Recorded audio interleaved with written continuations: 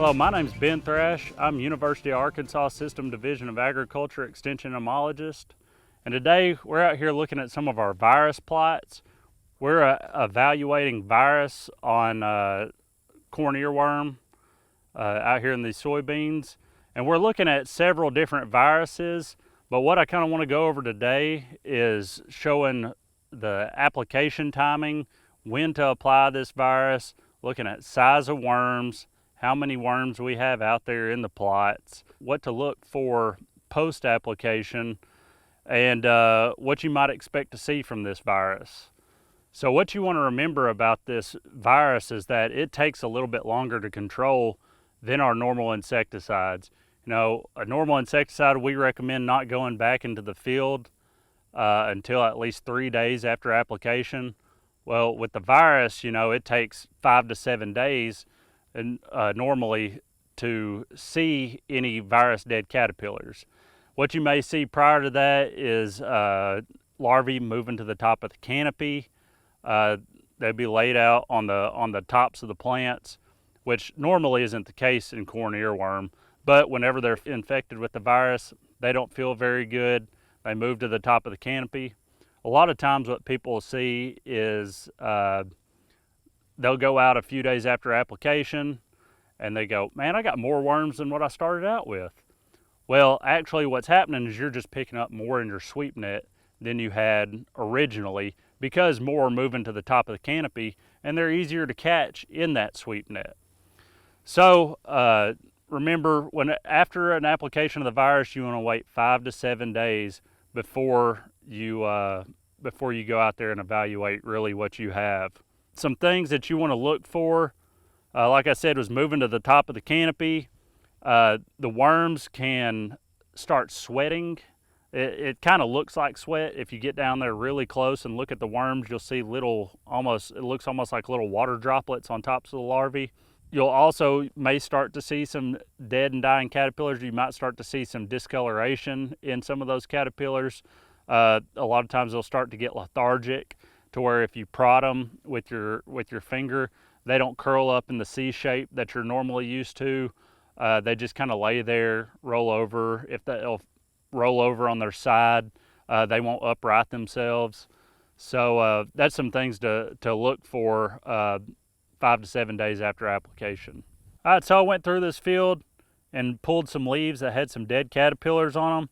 And you can see just these kind of greasy spots that are left from some of these old dead and dying caterpillars. These are just full of virus particles that are just continually spreading throughout the field to other newly hatched corn earworms throughout the field.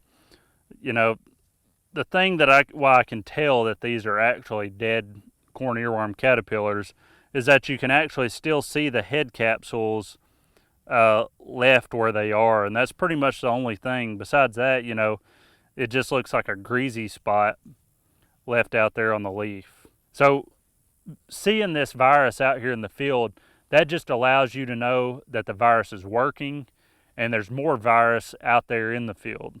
So one thing we get a lot of questions over is storage of the virus. And people are really concerned about having to store the virus within a refrigerator constantly. That's not exactly the case. This virus is pretty stable in the outside environment. However, you can't store it you can't put it in the back of your truck. You can't put it inside your truck and leave the windows rolled up. It's a living organism. If you do that, you leave it out in this 100-degree heat, it'll actually kill the virus and render it ineffective. So that's some things that you need to keep in mind when storing the virus.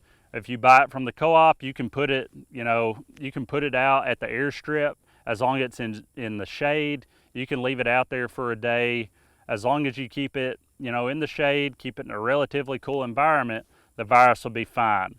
What you don't want to do, like I said, is leave it in your truck where it's over 100 degrees in there. That'll render that virus ineffective. Some other things we want to make sure that we have in check is our water pH. You don't want a water pH over 9. There's some areas in Arkansas where your water pH can be as high as 9. You want to keep that pH below that because if that starts getting up near that, it'll start breaking down that protein matrix that encapsulates the virus, and it will render that virus ineffective, and you'll be left wondering why the virus isn't working. So something you have to remember about this virus is that it only kills corn earworm. And so it's very important to ID which worms you have in your field correctly. And something I always show people is, it's hard to mix up a large salt marsh caterpillar with a corn earworm, but whenever they're first hatched out, they can actually look quite a bit like a corn earworm.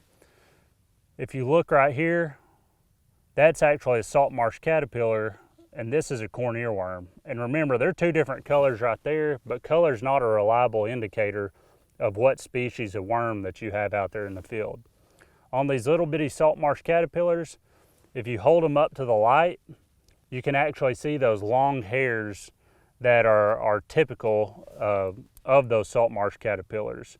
And that will really help you be able to ID whether you have corn earworm or not. You can see there's quite a few other caterpillars out here because this virus does not have any activity on those other caterpillar species. And you may look at it as a good thing or a bad thing, because this virus, it's not going to have any negative impacts on your beneficial insect species that you have out in the field. But the downside is that if you have multiple caterpillar species that you're trying to control, it'll only control the corn earworm. Now, what's important to make this virus effective is that these worms need to be under 1/2 inch long.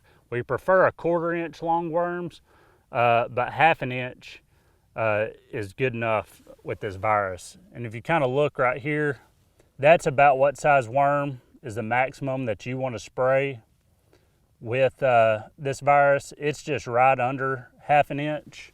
As you look at that worm, that's too big of a corn earworm to be able to spray with this virus and get effective, reliable control with it. So another question that we get commonly is how long will this virus stay out in the field? I've personally seen it stay out in a soybean field as long as 41 days. You have to remember that this is like any other virus that like the flu or anything like that, is that it spreads around throughout here. As long as there's other caterpillars that can become infected with this virus out in the field, then this virus can continually keep reproducing inside those caterpillars. I'm still seeing a lot of moths out here in this field, and they're continually laying eggs. When those eggs hatch, they eat those dead larvae that are already out there in the field, are just full of virus particles, and they infect those larvae whenever they start eating out here in the field. So this virus can persist a very long time, and it can really help growers out. As long as you've got worms out there, this virus will just keep on reproducing out in the field. That's kind of what we've got today, and we'd like to thank the Soybean Promotion Board for funding our research, and thank you very much.